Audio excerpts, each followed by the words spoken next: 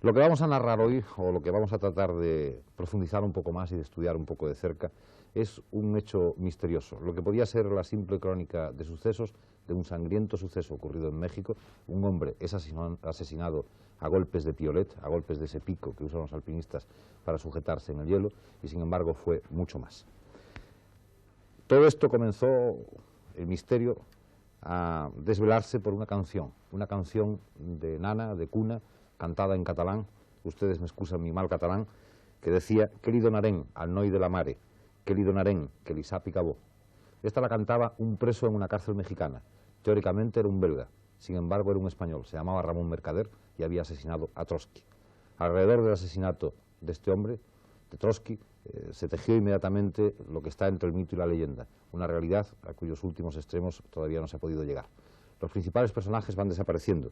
Hace apenas unos días murió Joseph Hansen, fue dirigente de la Cuarta Internacional y último de los colaboradores de León Trotsky, que falleció a los 68 años en Nueva York. El propio Mercader murió no hace mucho tiempo de un cáncer. ¿Qué fue de la madre de Mercader? Murió oscuramente, quizá con remordimientos, con vejez. Sobre esto vamos a hablar dentro de unos minutos. Contamos para ello con la inestimable presencia de personas que nos van a dar unas opiniones verdaderamente autorizadas sobre el tema. Son, por un lado, don Jorge Semprún. Es escritor, autor de un magnífico libro, La segunda muerte, de Ramón Mercader, figura bien conocida de la literatura, Premio Planeta. Don Juan Gorkin, escritor, periodista, fue director de La Batalla de Barcelona, de la revista Cuadernos en París, autor del Congreso de Múnich, uno de los organizadores del Congreso de Múnich en 1962, y autor de un libro que es toda una obra sobre este tema, El asesinato de Trotsky, traducido a 14 idiomas. El señor Mandel, Ernest Mandel, es escritor. Hay 3 libros fundamentales en su biografía: Crítica al eurocomunismo, Tratado de Economía Marxista y El capitalismo tardío, y es miembro directivo de la Cuarta Internacional por Suiza. Y don Baltasar Porcel, escritor también, Premio Espejo de España, autor de China, una revolución en pie, y Anarquismo, la revuelta permanente. Tenemos, por otro lado, la colaboración en imágenes filmadas de un nieto de León Trotsky, se llama Volkov. El diario El Periódico, le hizo una entrevista hace unos días y decía: era la primera entrevista que se le ha hecho en su vida. Nosotros hemos hecho la segunda que se le ha hecho a este hombre en su vida. La opinión de Vladimir Serge, hijo de Víctor Serge, un hombre que fue el brazo derecho de Trotsky, y la opinión de un historiador inglés, el profesor Robin Alcock, profesor de la Universidad de Oxford, que nos va a aclarar también algunos puntos sobre el personaje. Quisiéramos haber entrevistado a otro personaje más, la viuda del pintor español Sequeiros, el hombre que intentó asesinar a Trotsky en un atentado fallido. La viuda no quiso hacer otras declaraciones como no fueran sobre el arte, verdaderamente importante, por cierto, de su fallecido marido, el muralista Sequeiros. Vamos a, como siempre, a adentrarnos en el tema con unas imágenes filmadas para luego iniciar el coloquio. La oposición Stalin-Trotsky había abierto desde hacía muchos años una falla profunda e insalvable en el seno del movimiento comunista internacional. León Davidovich Brostein había nacido en Yanovka, en Ucrania, en 1879. A su primera actividad política, fundación de la Asociación Obrera del Sur de Rusia, siguió el primer destierro a Siberia. Tras el destierro, se produce la huida y el establecimiento temporal en Londres, donde vive uno de los periodos más interesantes y decisivos de su vida. Contacta con Lenin, escribe, pronuncia conferencias y polemiza con los naboznikis y anarquistas emigrados. La ruptura con Lenin en el segundo congreso del POSDR, Partido Obrero Social Demócrata Ruso, le traslada a Múnich, donde trabaja en colaboración con Parvus en la revista revolucionaria Iskra. En uno de sus artículos formuló uno de los postulados revolucionarios que más conmoción produjeron en los sectores marxistas. La revolución mundial puede partir de Rusia y extenderse a Occidente. En enero de 1905, mientras los teóricos marxistas polemizan en el destierro, en San Petersburgo se produce el primer gran movimiento revolucionario. En esta difícil etapa, Rusia necesitaba a Trotsky tanto como éste añoraba y deseaba a su amada patria. A la fundación del Soviet de San Petersburgo, que desplegó una actividad agotadora, siguió su disolución por orden del gobierno, el proceso contra todos sus miembros, celebrado a finales de 1906, y la histórica defensa asumida por el principal encausado. En la cárcel elaboró Trotsky la doctrina que habría de inspirar todo un movimiento revolucionario universal. La tesis de la revolución permanente inicia el abismo ideológico que iba a separar definitivamente a Trotsky de Lenin y Stalin. La nueva deportación a Siberia fue vivida por Trotsky como un paréntesis en la revolución. su huida, casi mítica a través de la nevada tundra siberiana, adquirió perfiles de epopeya. Cuando Trotsky llegó a San Petersburgo el 17 de mayo de 1917, el pueblo y el gobierno comprendieron que la revolución era ya un hecho irreversible. Tras el frustrado intento revolucionario de julio, se produjo el triunfo definitivo de noviembre de 1917. Para consolidar este triunfo, la paz exterior era imprescindible. Trotsky, nombrado ahora ministro de Asuntos Exteriores, la firmó en Brest-Litovsky. Las guerras civiles de los años siguientes contra el Ejército Blanco mostraron que Trotsky, que había escrito el manifiesto de Zimmerwald y que se consideraba a sí mismo un convencido antibelicista, era capaz de vencer a generales zaristas tan avezados como Yudenich, Demikin y Kolchak. Las acusaciones de Trotsky a la política oficial fueron implacables. A lo largo de muchos años, nadie excepto él se alzó contra la autocracia dogmática de Stalin. Nadie escuchó el eco de las intensas luchas internas, de los juicios preparados, de las profundas injusticias.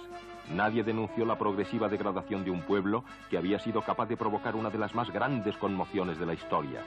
Para Trotsky, Stalin era verdaderamente el sepulturero de la revolución. En el 15 Congreso del Partido, celebrado el 2 de septiembre de 1927, Stalin presentó un proyecto de resolución por el cual quedaría excluido del partido quien propagase opiniones críticas. Con la aprobación de este proyecto, quedaba sellado el destino de Trotsky.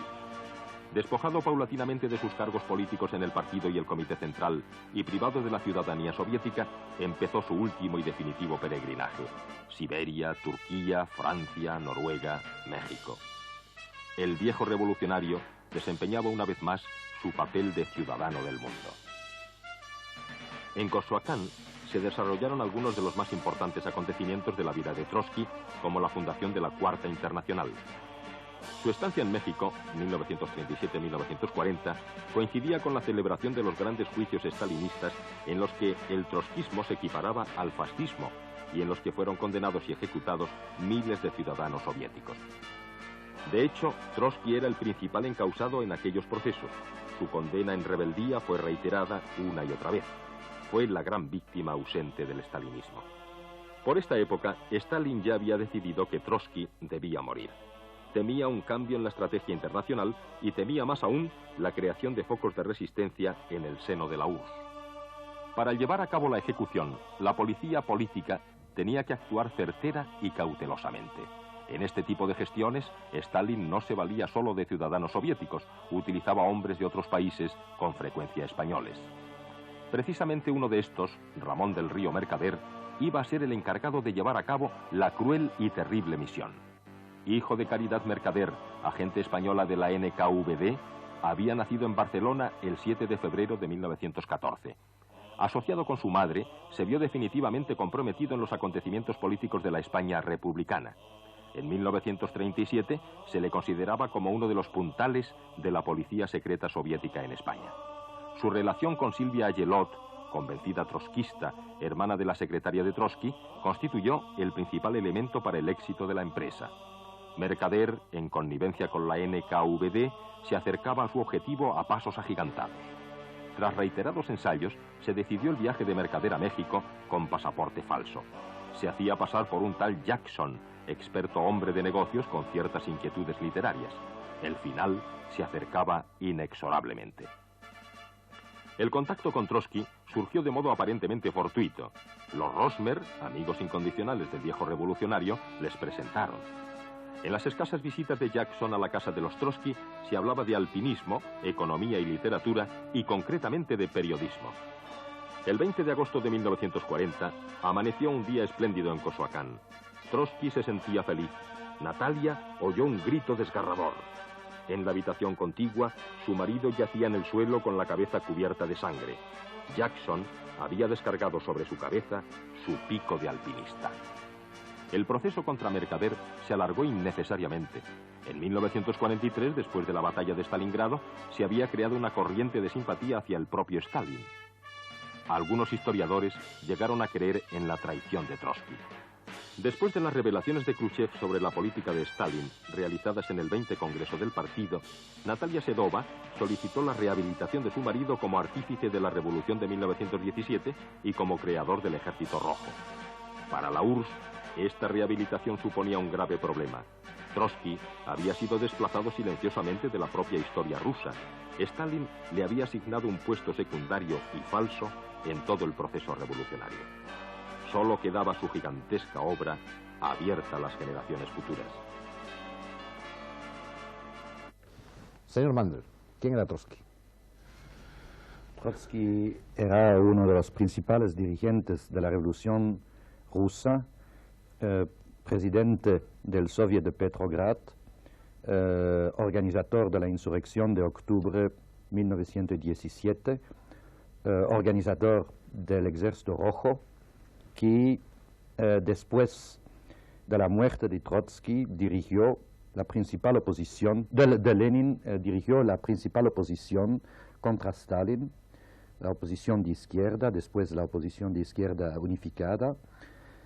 Fue expulsado del Partido Comunista en 1927, deportado a Alma-Ata en Siberia, después expulsado de la Unión Soviética en Turquía y continuó a organizar la oposición contra la dictadura de la burocracia soviética desde un punto de vista, digamos, comunista de izquierda, revolucionario, en su emigración, organizando un movimiento internacional que después tomó el nombre de la Cuarta Internacional.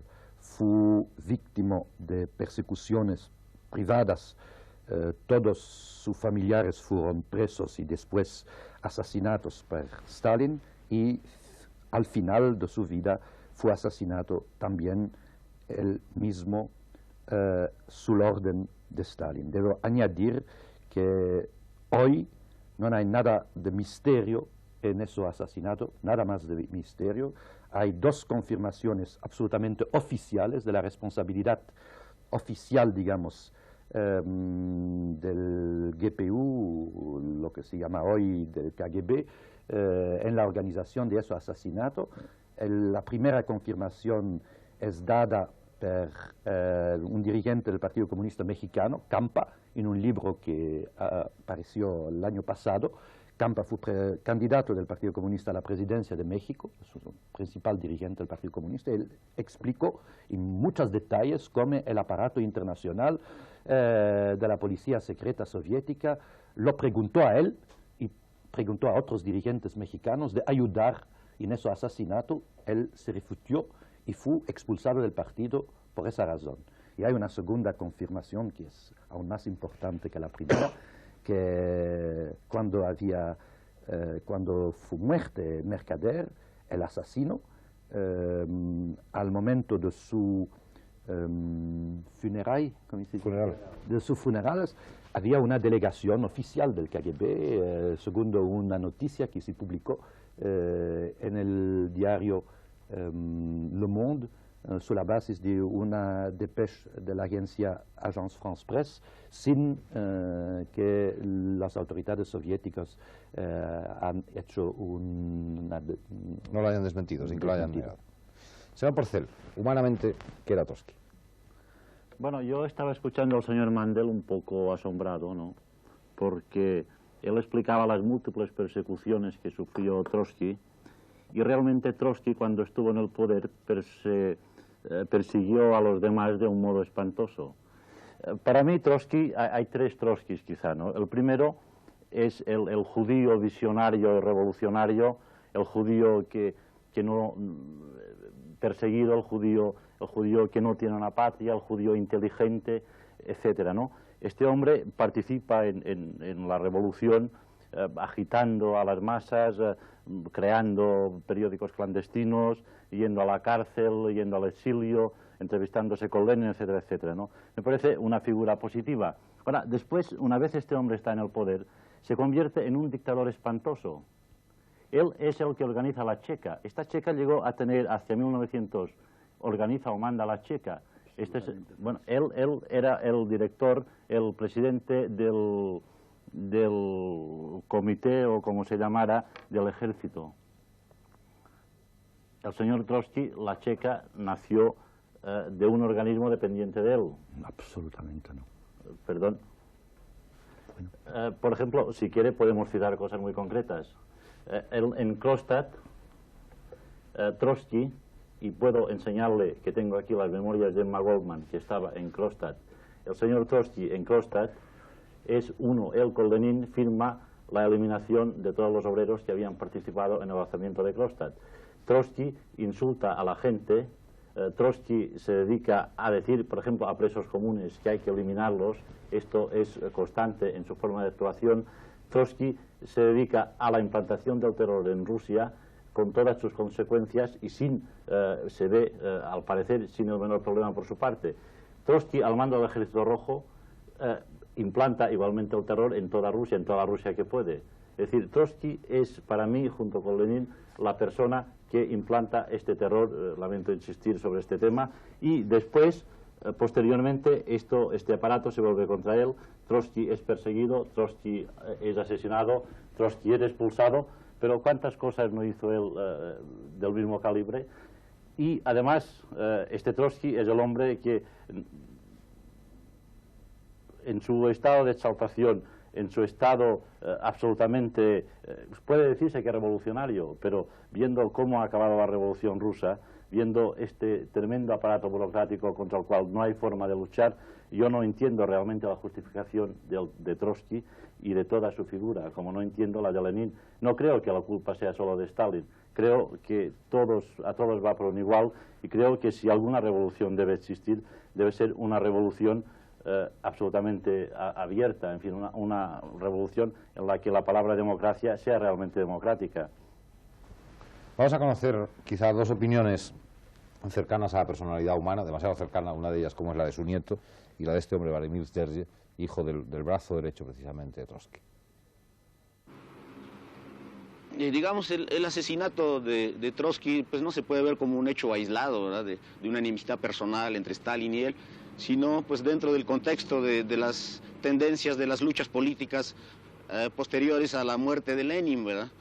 Cuando surgió el grupo encabezado por Stalin y trató de aniquilar pues todos los genuinos seguidores del leninismo y del marxismo clásico, ¿verdad? Que pugnaban por el internacionalismo y por una democracia dentro del poder soviético.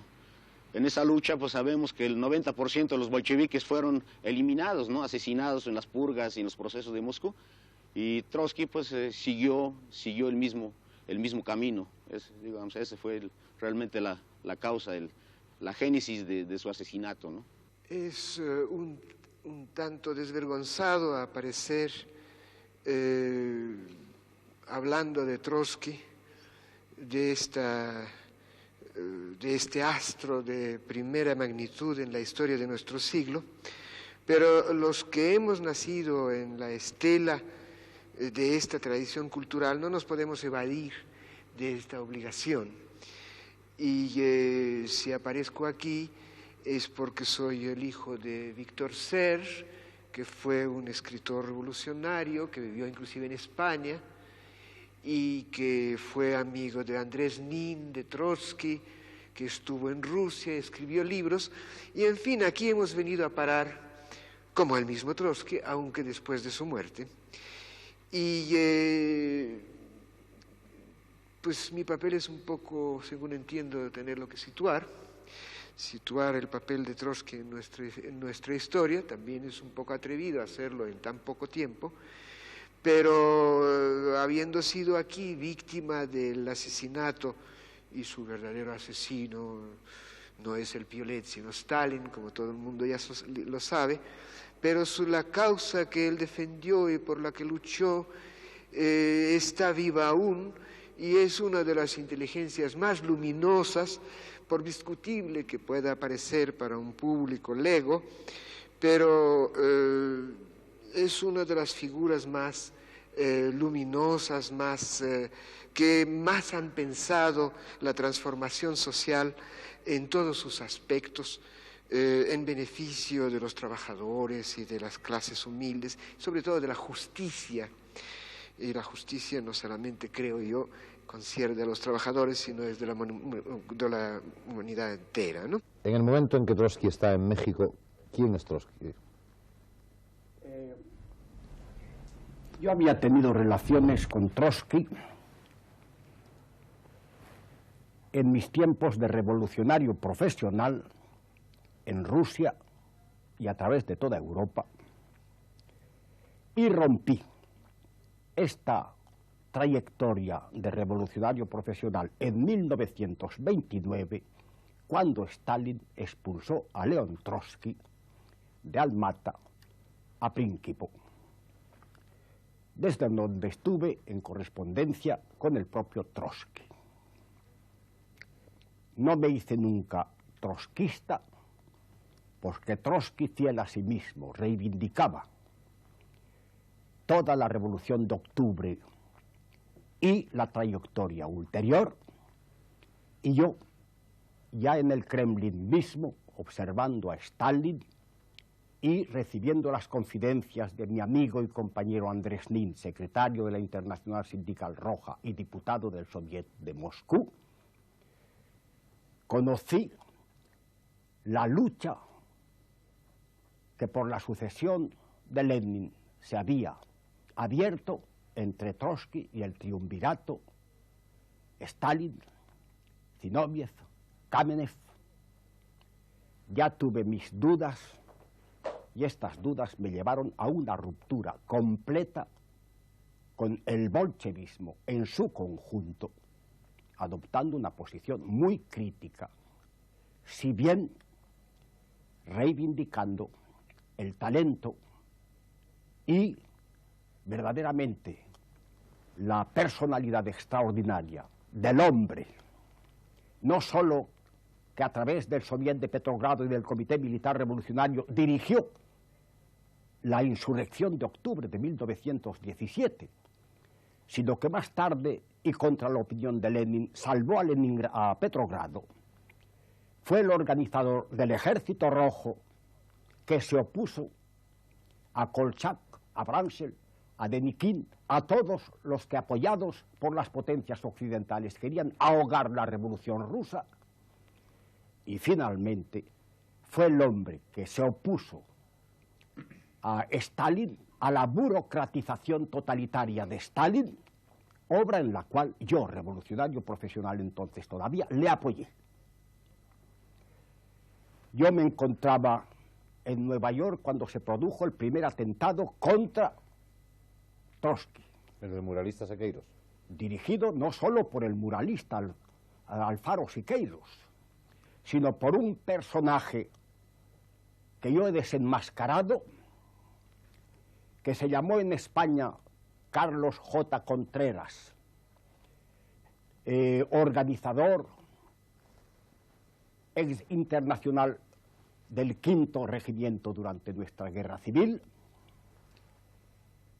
que más tarde apareció con el nombre de Sormenti y que finalmente identifiqué con el nombre de Vittorio Vidali, que dirigió y preparó con Alfaro Siqueiros el primer asalto a la casa de Trotsky, que paralelismo verdaderamente trágico. Fue el que, con el general Orlov, enviado de Beria, por Beria y enviado por Stalin, preparó mi proceso en España, el proceso de Moscú en Barcelona, y el secuestro y la desaparición de mi amigo Andrés Nin. Estos dos personajes fueron los que dirigieron ese primer asalto a la casa de Trotsky. Más tarde, encontrándome en México, cuando se produjo el asesinato de Trotsky, tomé parte en la investigación judicial y policíaca y fue el primero en identificar a Ramón Mercader, porque dos excombatientes del frente de Huesca, al ver su fotografía, lo reconocieron como uno de los combatientes, lo mismo que su madre Caridad Mercader. Me dijeron que había recibido una herida en el frente de Huesca en el antebrazo derecho y mientras se bañaba hice que un capitán enviado por el general Lázaro Cárdenas, con el que me unía una buena amistad y gracias al cual llevé no solo a Víctor Sers a México, sino a muchos refugiados, incluso a ex-mencheviques que corrían una suerte, una amenaza, ¿verdad?, completa, ¿verdad?, en Francia. Y entonces intervine Y estos dos amigos me revelaron a través de las fotografías que se trataba de Caridad Mercader, cosa que yo pude comprobar mientras se bañaba por la herida, por la cicatriz que tenía en el antebrazo derecho. ¿Por qué fue necesario para Stalin matar a Trotsky cuando él estaba en México? Señor Semprún. Yo quisiera decir primero que es significativo que en cuanto decimos el nombre de Trotsky, comienza una discusión, una polémica, porque es que está en el centro de la Revolución Rusa el nombre de Trotsky. Sí. Y como es el gran problema del siglo XX, en cuanto se dice Trotsky, empieza la discusión sobre la Revolución Rusa. Ahora yo quisiera acotar un poco nuestra charla de hoy, pues no vamos a tal vez perdernos, en el tema mismo del asesinato de Trotsky. Exacto. Yo creo que las razones por las cuales Stalin decide asesinar a Trotsky son razones muy sencillas, muy claras, muy evidentes. Son razones, por un lado, políticas, porque Trotsky es el dirigente de la oposición de izquierda, el superviviente, el que no se ha doblado ante la burocracia de Stalin, y precisamente por eso supongo que salvó la vida en una primera fase, porque Stalin debía de saber que no se doblaría y que no era fácil organizar con él lo que luego organizó con otros. Y que él encarnaba, en cierto modo, fuera, y digo que dejo de lado por ahora toda discusión sobre los problemas del leninismo, que son en el fondo los problemas de la Revolución Rusa que Trotsky prosigue y encarnaba fuera la posibilidad de una reagrupación, de una reconquista de algo que es lo más peligroso para la burocracia rusa, y es la oposición de izquierdas a dicha burocracia. Porque oposiciones liberales, oposiciones de derecha, las hay, las habrá, las ha habido, y son relativamente menos peligrosas que en una oposición de izquierdas. Pero yo creo que además de esta razón política, hay otra razón muy personal y muy neurótica, muy pasional, y es que Trotsky encarna la memoria de la revolución y la historia real de la revolución. Y en esa historia real de la revolución Stalin desempeña un papel ínfimo, insignificante. Y sea cual sea el juicio que hagamos o que hagan unos y otros sobre la Revolución Rusa, esa revolución la encarna Trotsky y él es la memoria de la revolución. Mientras él esté vivo, está viva la posibilidad de reconstruir críticamente, y en el caso de Trotsky quizá autocríticamente, la historia de la revolución. Cuando él desaparece, y han desaparecido ya antes, y algunos de ellos de forma bastante difícil de tolerar a través de las confesiones, de los procesos, etcétera, los demás dirigentes de la vieja guardia bolchevique, cuando él desaparece, desaparece la posibilidad, digo yo, desde el punto de vista neurótico de Stalin. Lo que pasa es que, claro, no desaparece nunca, de verdad. Y siempre quedan testigos, y siempre quedarán, y en este caso yo que no lo soy, lo digo con mucho respeto, trotskistas, para continuar esa tradición de Trotsky. Señor Mendel, con el poder de convocatoria que tenía Trotsky, ¿no hubiera sido posible la solución de que Trotsky creara como otro segundo partido, de haberse opuesto a Stalin por las mismas vías políticas de Stalin, de ser otro comunismo? Bueno, ese es uno de los asuntos más interesantes y más reveladores sobre la personalidad de Trotsky, de toda la historia de la Unión Soviética y del movimiento comunista internacional después de la muerte de Lenin. Muchas personas han dicho, y un amigo mío ha escrito una tragedia, un drama teátrico en Alemania sobre ese tema, que Trotsky había podido tomar el poder, digamos, en el 24, 25, cuando estuvo todavía dirigente del Ejército Rojo, y cuando había todavía un prestigio enorme en la clase obrera, en el partido, y para no hablar del ejército, con un golpe de Estado militar. Y la pregunta fue formulada muchas veces a Trotsky mismo: ¿por qué usted no han hecho eso? Y mucha gente ha, digamos, formulado una conclusión que él ha puesto, digamos, su honor o su autovisión histórica de sí mismo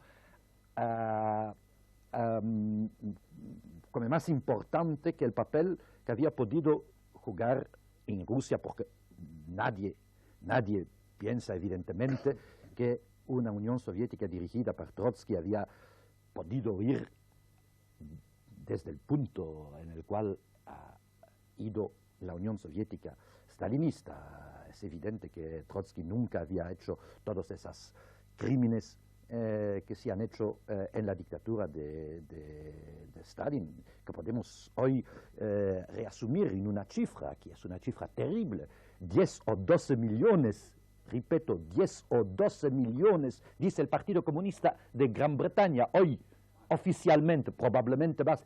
Eso es la... Bueno, eso es la cifra, digamos, ya aceptada por los eurocomunistas: 10 a 12 millones de muertos. Evidentemente, es impensable que cualquier dirigente bolchevique, cualquier miembro de la vieja guardia bolchevique, en primer lugar, Trotsky, había hecho cosas de ese tipo. Y Trotsky respondió a esa, digamos, objeción diciendo una cosa muy sencilla y muy clara para mí, y creo para todos los marxistas de hoy. Cualquier puede ser su opinión crítica sobre Trotsky. La función de un revolucionario no es tomar el poder a todo costo o mantenerse el poder a todo costo. La función de un revolucionario es luchar para el poder de su clase. Y si la condición para tomar o ejercer el poder debe ser utilizar métodos que van totalmente al contrario, digamos, de los intereses concretas, históricas de su clase, mejor esperar otro periodo histórico, no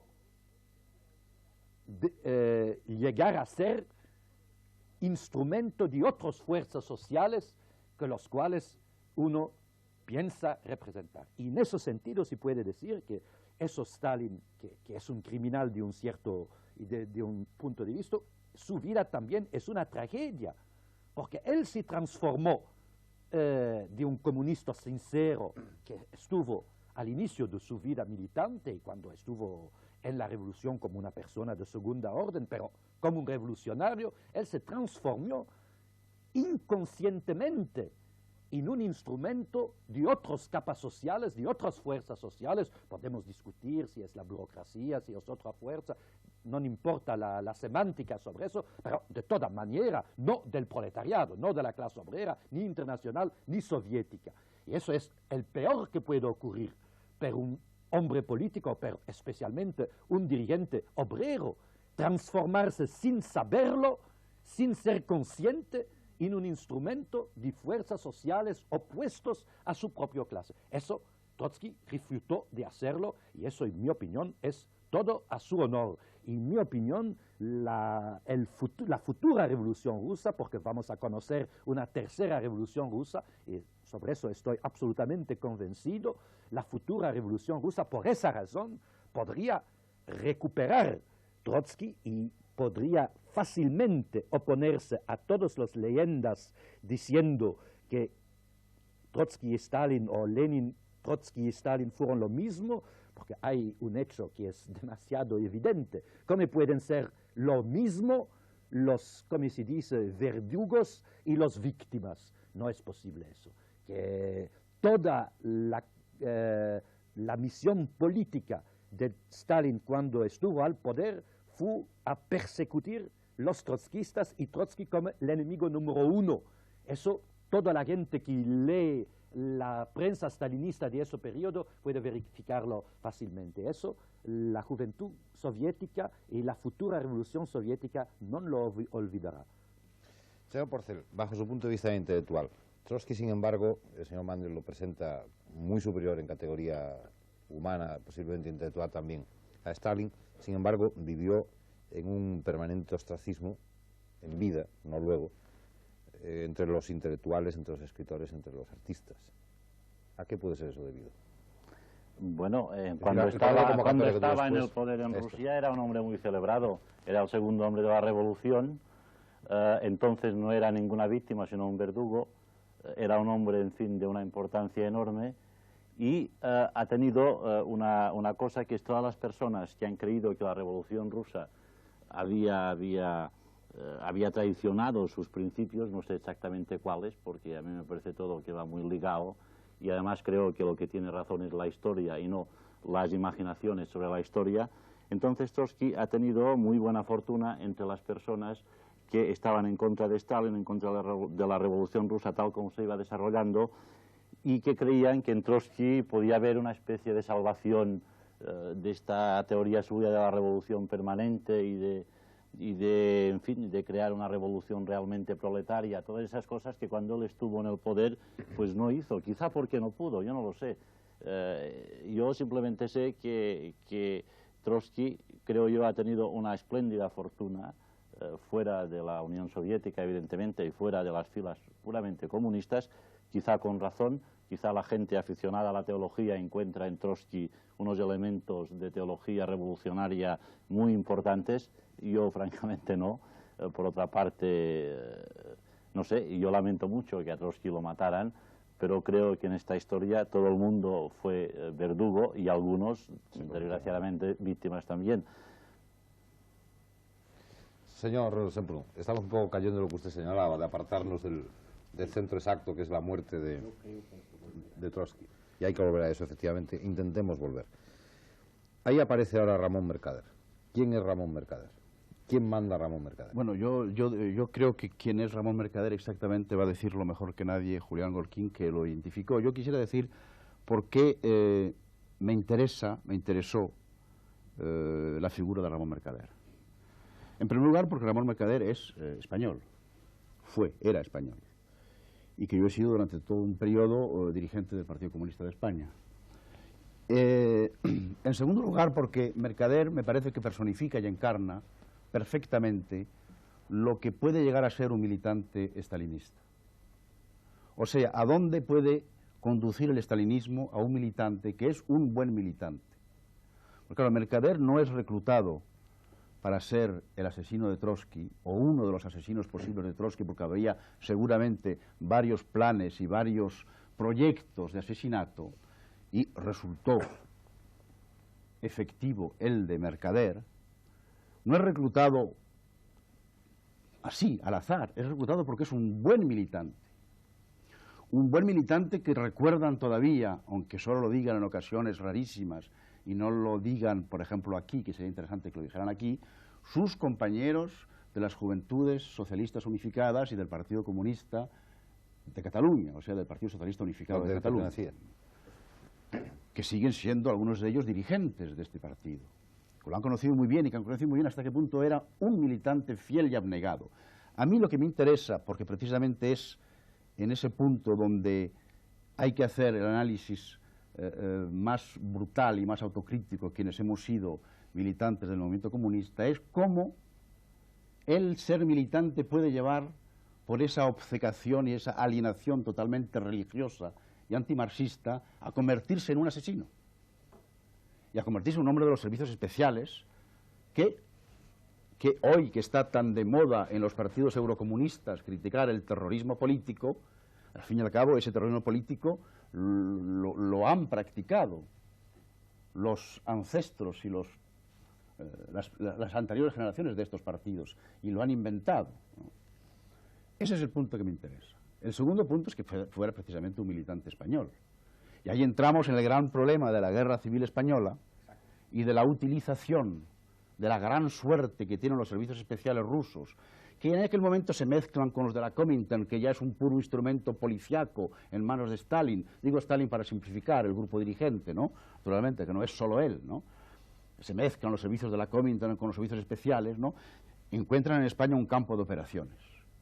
Porque además da la casualidad de que España es el único país donde existe un partido con relativa influencia, que es el PUM, que es un partido con simpatías en algunos de sus sectores por las teorías trotskistas, que Trotsky ha criticado, al final como un partido que es clasificado como trotskista por Moscú, y que es un partido que hay que eliminar, y que se elimina.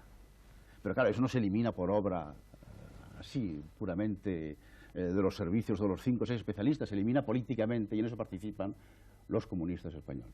A mí lo que me interesa, por consiguiente, es esa historia trágica, y cómo ese militante se convierte. Y que me interesa que hoy todavía, en un momento en que está de moda el eurocomunismo, una de las cosas más sencillas para desmarcarse, para utilizar un término futbolístico, del comunismo staliniano sería hacer que el Partido Comunista de España hiciera un análisis concreto, con todos los datos que él tiene, del papel desempeñado por algunos de sus militantes en aquellas represiones. Y que, por ejemplo, póstumamente se expulsara del Partido Comunista de España a Ramón Mercader, en vez de guardar el silencio sobre su pertenencia al partido y en vez de tolerar de que haya sido condecorado con la orden de Lenin por haber asesinado a Trotsky, y de tolerar sin protestar de que, en efecto, según noticias que no han sido desmentidas, una delegación de altos funcionarios de la KGB haya asistido a sus funerales en Moscú. Ahí es una ocasión de demostrar que realmente somos o son eurocomunistas. No tenemos a ningún representante del Partido Comunista Español, pero sí nos interesaría su opinión ahora, señor Gorka. Primero, tengo que aclarar que, contrariamente a lo que se ha dicho, no fue León Trotsky quien designó al jefe de la Checa, Dzerzhinsky. Fue el Biró Político en su conjunto, por iniciativa del propio Lenin y el propio Dzerzhinsky, ya antes del papel que llenó al frente de la Checa, madre de la GPU, NKVD, NVD, KGB. Ya Dzerzhinsky mismo había dicho: yo sé que el día que se haga la revolución habrá que cargar con muchas cosas obscuras, criminales, y que de eso se me encargará a mí mismo. Estaba ya predispuesto a eso. Pero me interesa aclarar también un punto muy brevemente sobre la obsesión de Stalin por el asesinato de Trotsky. Stalin no podía asesinar en Rusia mediante los monstruosos procesos y las purgas que los acompañaron al 70% de la vieja guardia bolchevique que había hecho la Revolución de Octubre, y dejar con vida a su adversario número uno, cuya voz tenía una resonancia internacional en contra suya. Ese era León Trotsky. Tenía además una obsesión, Stalin. Sabía, por el propio agente Ramón Mercader, que entraba y salía en la casa de Coyoacán presentándose como un admirador de Trotsky, sabía que Trotsky estaba escribiendo una biografía sobre Stalin en que ponía al desnudo toda su felonía, todo lo odioso del personaje, todas sus lagunas, y eso a la faz del mundo, y precisamente en el momento en que Stalin necesitaba concentrar todos los hilos en sus manos frente a la alternativa de una guerra mundial que estaba, ¿verdad?, a la cual tenía que hacerle frente. Pero volvamos brevemente al personaje de Ramón Mercader. La responsable de la formación terrorista de Ramón Mercader es Caridad Mercader, su madre. La madre, precisamente durante los comienzos de la Guerra Civil Española. Ya se ha hecho muy bien en enlazar la acción del estalinismo con la Guerra Civil Española. Actuaba al frente de la GPU en Cataluña un personaje siniestro, conocido por Pedro, cuyo verdadero nombre era Erno Göre, el que provocó las jornadas de mayo de 1937 en Cataluña para justificar nuestra liquidación y la de los anarcosindicalistas, el mismo hombre que, sucediendo a Rákosi y a Imre Nagy, invitó a los tanques soviéticos al aplastamiento de Budapest en 1956, ese personaje conoció en Cataluña el fanatismo de Caridad Mercader, que sacrificó a uno de sus hijos, Pablo, por una falta que había cometido, permitiendo que se levantara las avanzadas de Madrid, donde fue muerto, que consintió que su hijo, Ramón Mercader, fuera a ser preparado en los colegios técnicos de la GPU para la comisión del asesinato, y hay testimonios y documentos sobre este punto. Fue también la madre la que, amante del general Leonid Eitingon, verdadero dirigente y preparador del asesinato, la que se trasladó a México, y el día que Ramón Mercader entró con el zapapico bajo la gabardina, con un puñal y además un revólver, se encerró en la oficina con Trotsky, que había consentido en corregirle un artículo, y tanto Eitingon, que esperaba con un automóvil en una esquina de Coyoacán, como la madre Caridad Mercader, que esperaba con otro automóvil en otra esquina, creyeron que el golpe de zapapico sería mortal y que podría Ramón Mercader salir de casa de Trotsky. Ya había puesto en dirección contraria su automóvil y podría huir incluso en un barco que esperaba en Veracruz. Trotsky lanzó un alarido al recibir el golpe de zapapico, ¿verdad? Este alarido hizo que todos sus colaboradores se precipitaran sobre el asesino, que lo golpearan con sus revólveres, y la única exclamación sincera en esos momentos de Ramón Mercader fue esta: tienen en sus manos a mi madre. Y la última expresión política de León Trotsky fue esta: que no lo maten, es preciso que hable. De todo eso tengo los testimonios, de todo eso tengo la documentación, y todo el esclarecimiento de esto lo he dado en ese libro de que he hablado, editado en 14 idiomas. Deseo añadir algunas consideraciones a lo que ha dicho Semprún, que evidentemente a la base de ese fanatismo religioso que hace que militantes de origen comunista, incluido de origen comunista obrera, pueden transformarse en instrumentos ciecas de crímenes de ese tipo, hay una perversión total de lo que es elemental y en el marxismo y en la conciencia de clase obrera. El marxismo no tiene nada que ver con una teología, no tiene nada que ver con fanatismo religioso, no tiene nada que ver con una fe ciega.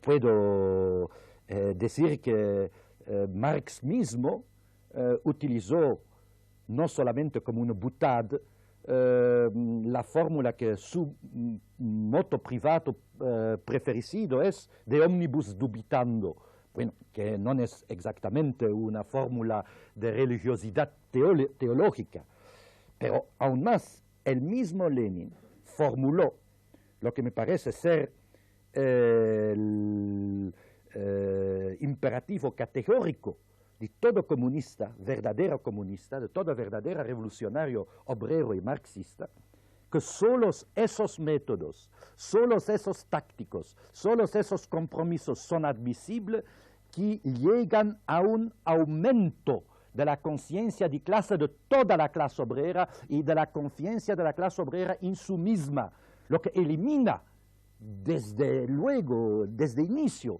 toda una serie de tácticas, de métodos. Bueno, uno puede discutir si en la vida práctica, política de Lenin, esa fórmula siempre fue aplicada, pero eso fue formulada, eso es la tradición marxista, eso es la tradición comunista, socialista, digamos, absolutamente, sin excepción, unánime hacia los años 20. Y con Stalin, y se puede decir algo, pero bueno, digamos, hay un gran cambio, hay una gran rotura aquí y hay una perversión, es decir, la obediencia ciega se sustituye a la conciencia crítica. Y con eso todo llega a ser posible, porque hemos visto actitudes del mismo tipo en muchos otros movimientos, no solamente el movimiento stalinista. Hemos visto en movimientos fascistas, movimientos católicos, movimientos de muchos tipos que, inspirados por fe ciega, pueden hacer. Hemos visto esa tragedia en Guyana desde algunas semanas que tiene la misma fuente. Hay una periodista francesa que ha formulado una cosa muy sencilla y muy correcta, en mi opinión, para impedir esas cosas, y debe educar a los niños a la desobediencia, a ser pronto, desobedecer, digamos, órdenes, reglas que no se aceptan como racionales, como conformes a un ideal determinado. Y la segunda observación que deseo hacer, eso para generalizar un poquito el hecho y no limitar demasiado todo a la persona de Stalin o digamos, la fuerza social determinante de la burocracia soviética, que no debemos olvidar que vivimos en un siglo que es absolutamente lleno de violencia, lleno de cinismo, lleno de crímenes, y que eso no se inició con Stalin, se inició antes. Se inició con las guerras coloniales, se inició con la Primera Guerra Mundial, se inició con el fascismo, bueno, se inició con muchas otras cosas. Y si se olvide eso, y si se olvide ese conjunto, bueno, se debe llegar a la conclusión que es simplemente un fenómeno, digamos, de mórbido individual. No, es más de eso. Vivimos un siglo de transformación social muy cruel, y esos siglos lo hemos conocido muchas veces en el pasado de la historia también, son siglos violentos. Y no hemos podido opcionar por un otro siglo. Sería mucho mejor vivir en el siglo XXI. Estoy optimista, creo que el siglo XXI será un siglo socialista y pacífico, pero el siglo en el cual estamos viviendo todavía es un siglo. Sí, esperemos. Veamos ahora la opinión de la historia. Un hombre al que usted probablemente conoce es el profesor Robin Blackburn, el profesor de Historia en la Universidad de Oxford, que nos va a dar su opinión sobre la personalidad histórica puramente de Trotsky. Leon Trotsky is distinguished among the Marxists of the 20th century by two things. First, I think he is unquestionably the greatest writer of the Marxist movement in this century. His early pseudonym was the Pen, and I think he has been and will be remembered within the Marxist tradition for his superb talents as a writer, as a historian. Entre todos los marxistas del siglo XX, León Trotsky se distingue por dos cosas. Primero es, sin ningún género de dudas, el mejor escritor del movimiento marxista de este siglo. Su primer instrumento fue la pluma. Estoy seguro de que se le recuerda y se le recordará dentro de la tradición marxista por su gran talento como escritor, así como historiador y crítico de la sociedad. Su habilidad literaria tiene una proyección política.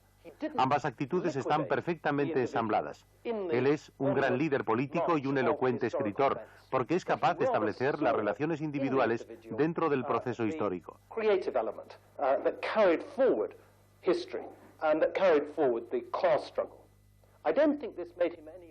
No terminó con el proceso individual en la marcha de los acontecimientos históricos, sino que tuvo en cuenta al individuo como elemento esencial en el proceso histórico, y no creo que esta concepción le haga menos marxista.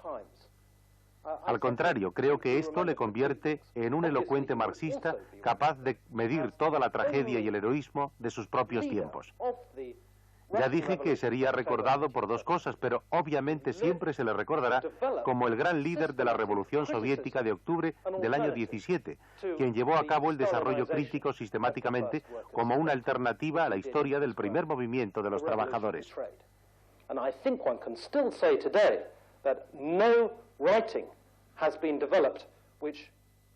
Creo que todavía se puede afirmar que sus escritos han sido desarrollados hoy sobre bases más científicas para el análisis de la naturaleza de la Unión Soviética, de su interna contradicción dinámica y de su heroísmo histórico para el desarrollo de la humanidad en el siglo XX.